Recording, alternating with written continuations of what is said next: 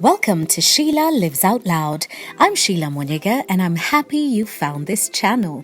Please click subscribe and hit notifications so you never miss an episode when we upload. And we're counting down to an all-new season, but before that starts, we take a look back at conversations that really inspired us to live, love and grow. On this episode of My Motivate, Sheila Wanyanga shares about life as a widow after her husband was pushed out of a moving bus on Mombasa Road.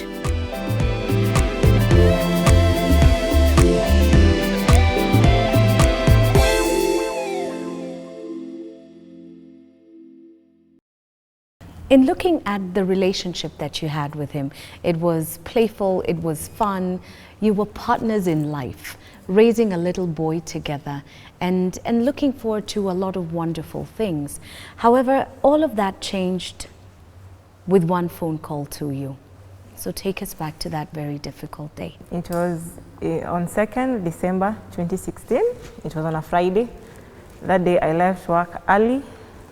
My house help needed to go for off. So I released her, cooked supper, put my son to bed, and we slept. I'm one person who is ever with my phone, but I don't know what happened that day. I put my phone on silent and put it under the pillow. And then I remember it was around midnight. I don't know, I felt like I was dreaming, but I had a knock, and the knock was getting louder. So I woke up, went to my door, and I found my sister-in-law. When I opened the door, she was like, I need to take your son and go with him to my place. And then I asked her, what's wrong? And then she was like, Christopher has had an accident. Yeah, that's why I'm here this late. So I went to the bedroom, woke up my son, took my phone, and I found a lot of missed calls from different people, my father-in-law, some of my husband's friends. And while I tried calling my husband, his phone was off. I tried calling one of his friends, and he told me that Christopher is being attended by the doctor. Yeah, so, and then when I tried calling him again, his phone was off. After like 30 minutes, one of my shemedis called me, and then he was like, I'm sorry, Sheila, we lost Christopher. I cannot really explain that day. My world just came to an end. My sister-in-law started screaming. My son was there, he touching my dress. I remember I walked out of the house. I started walking in circles, breathing in and out, breathing in and out. It never really hit me that Christopher died, because we had talked around 2 p.m. on that Friday. And he was just okay, but he wasn't as joyful as he used to be. But he told me he was doing okay. So after a couple of hours, again I heard people screaming and crying, coming to my house. It was my mother-in-law and some of the relatives. And yeah, it finally hit me that Christopher was no more. That day, when it reached around 4 a.m., I took my son, we went to the airport and waited to board the first flight to Nairobi, because I needed to see with my own eyes. I needed to see him with my own eyes to believe that Christopher... And what you'd been told was actually real. Yeah, so I reached Nairobi. My sister-in-law came, picked me up, and we went to Mata Hospital where my husband was lying. I met my parents there and my father-in-law. So when I was asking one of the friends, he told me that my husband, we used to stay in South Sea, around Bellevue. That day my husband boarded a KBS bus, going home at night, around 8. He was supposed to alight at Shell petrol station. And the Makanga, they never stopped the bus, so they went to the next stage. So when my husband was asking, why are you people not stopping, I hear that man opened the door and threw him on the road, on Mombasa Road. And according to postmortem results, my husband died immediately.